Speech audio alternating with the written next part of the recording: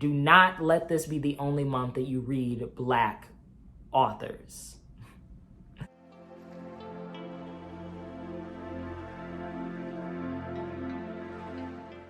Hey everybody, welcome back to my channel. It's Jonathan and I am back with another video. And I will start off this video by saying that I am not the biggest book buyer in the world. So this isn't going to be a conversation about consumerism on BookTube, but just know I'm not a huge book buyer. If I do purchase a book, it is because I really want it. And usually I'm supporting like a Black or queer author, Black queer author, all the intersections, you know. I'm supporting Black writers. Like around December, I was really in like the holiday spirit. And so I've been like purchasing a lot more. And so I bought a lot of books between December and now.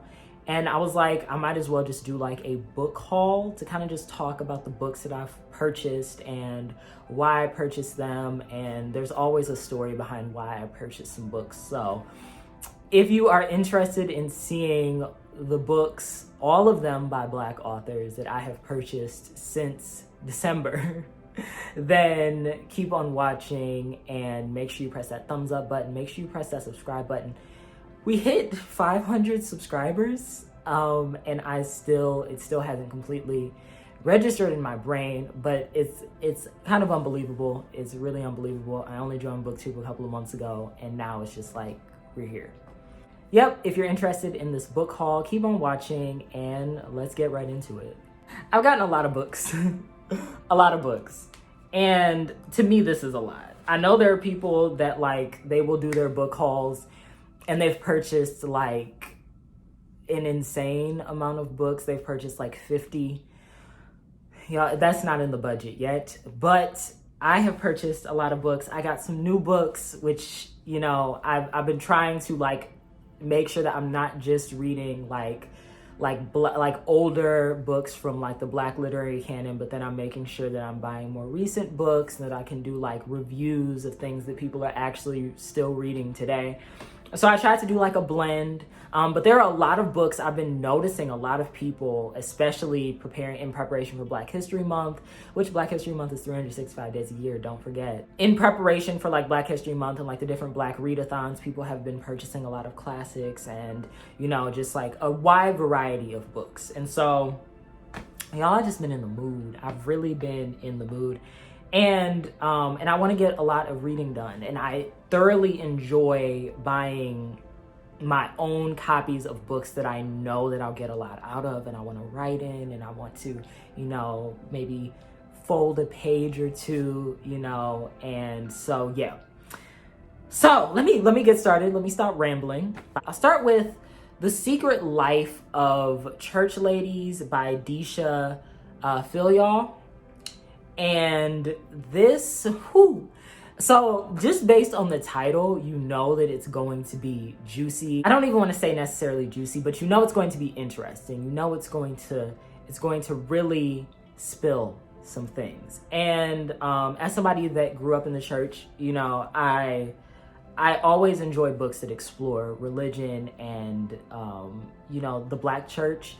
And you know, you get that in James Baldwin's Go Tell It on the Mountain. You get that in a lot of the Black literary classics. And so, you know, recent authors tackling religion in a very raw way.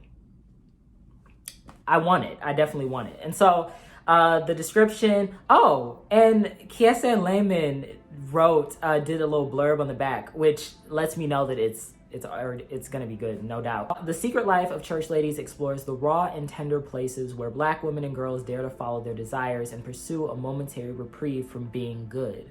The 9 stories in this collection feature 4 generations of characters grappling with who they want to be in the world, caught as they are between the church's double standards and their own needs and passions. And so I know that there is a queer character, a queer Black woman in this, which is it's especially why I wanted to read this. I know this is going to be good, and it literally is 175 pages.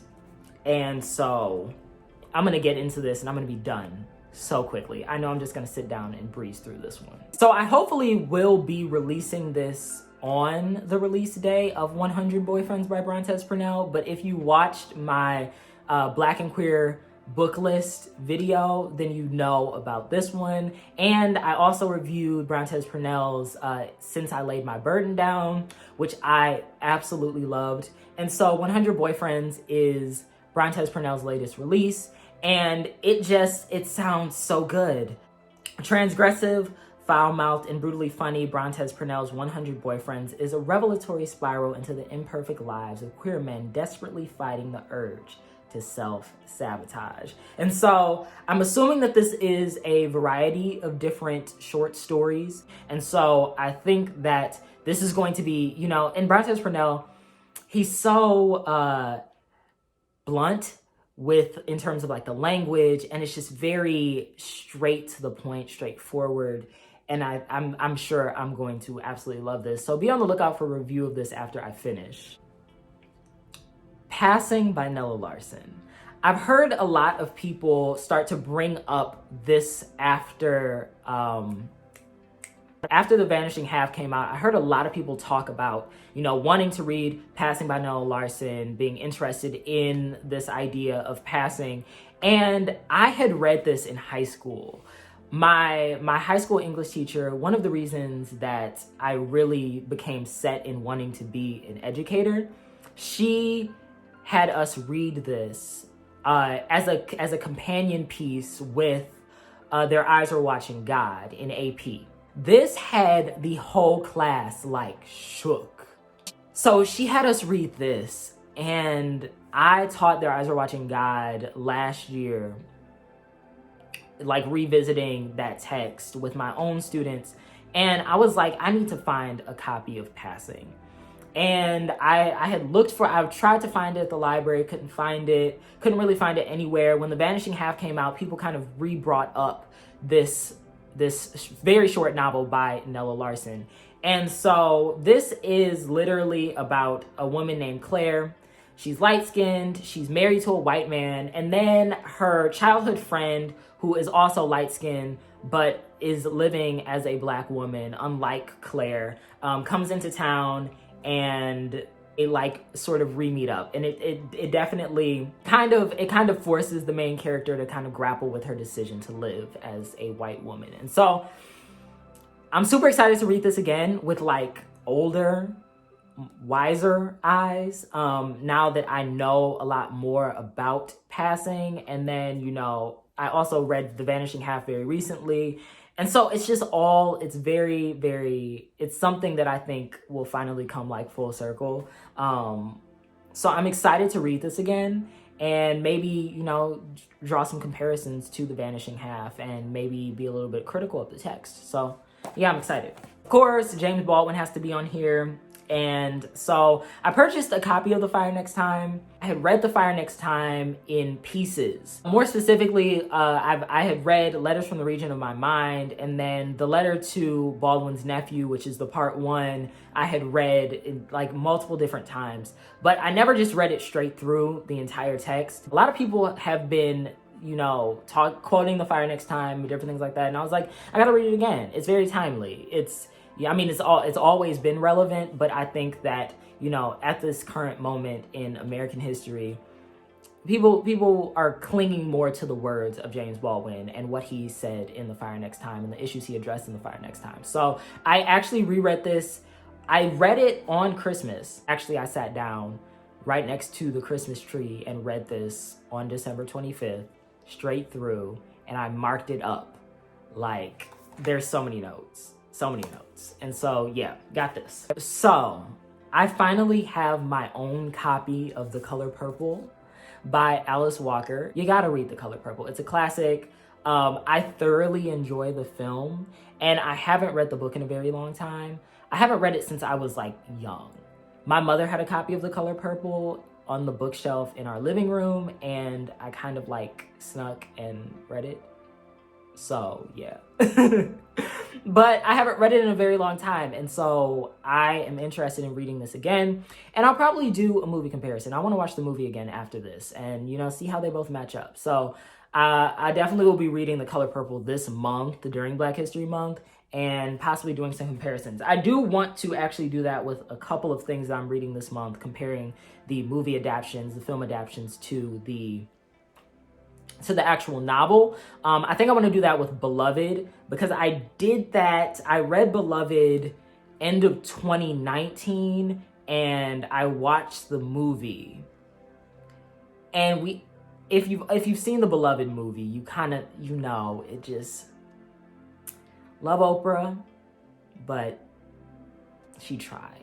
So I have added to my Toni Morrison collection and I bought Tar Baby, which I'm super excited to read. This one, I just love all of like the Toni Morrison like vintage covers. What I've been trying to do is get all of Toni Morrison's books and then in the vintage international covers and then start looking for rare editions.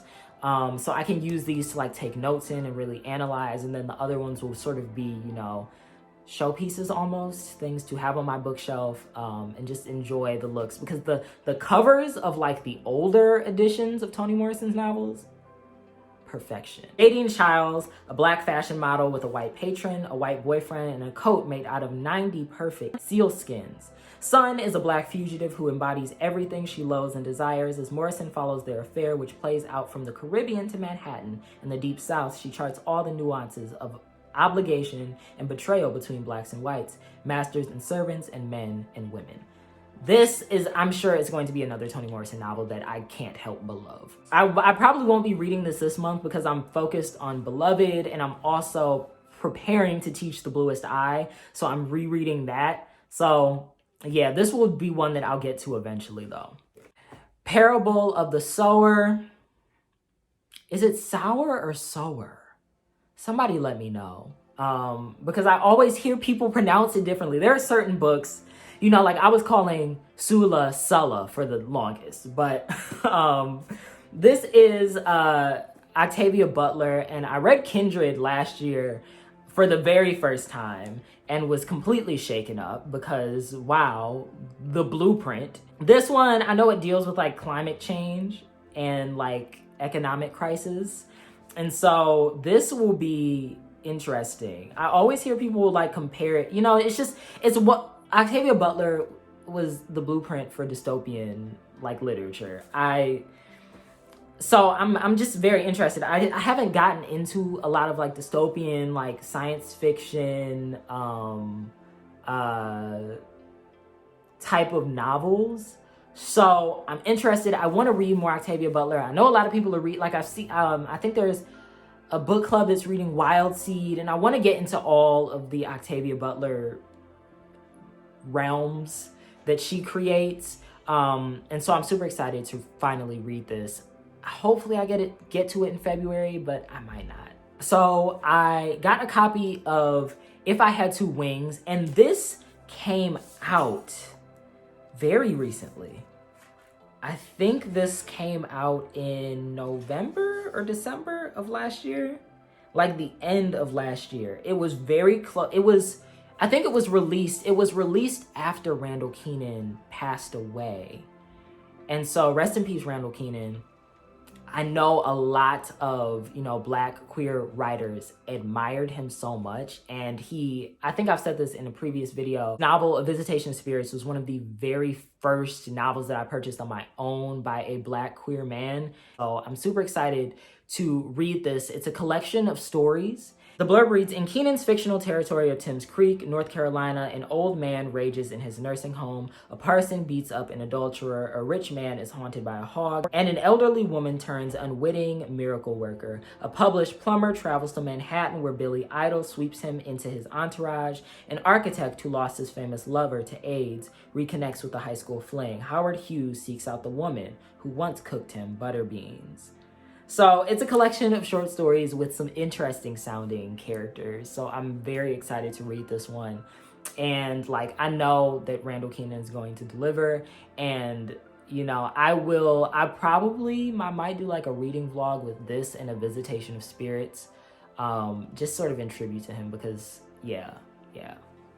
So I have heard so many things about this, and I've seen Eddie Glaude Jr. on a lot of news programs, just talking about like the current state of the world and doing like political commentary and things.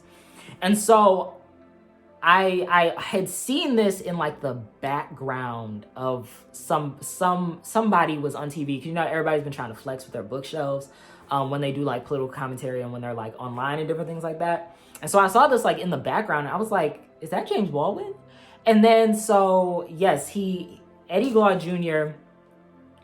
wrote this. He mixes biography with history and memoir and kind of just uses Baldwin and his words to like analyze the world today. So I'm interested in reading this. I'm excited to read this. Really just kind of see what Eddie Glaude Jr. has to say about Baldwin and the relevance of his words today.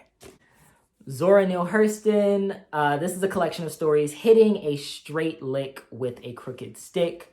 I love Zora Neale Hurston. I've read Barracoon and Their Eyes Were Watching God and a bunch of her short stories. She does no wrong. So I'm interested in exploring her even further with these stories. I think that Sweat is in here, and I love Sweat.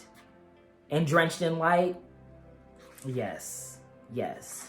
And there are other stories about Eatonville, and so, y'all, if you like Zora Neale Hurston, pick this up. I'm excited to get into all of these short stories and probably, you know, read like one at a time. So this may not be a this month thing, but I'll try to get into some of them this month. And last but not least, this is my most recent purchase. And rest in power, Cicely Tyson. The woman lived 96 years. Like, she lived a life. She was on screen the entire, like my entire lifetime, and still relevant until the day that she died. She got a chance to tell her story in her own words, in her memoir, Just As I Am. And this is a priority for this month. I will be reading this and finishing it this month. And I'm so excited.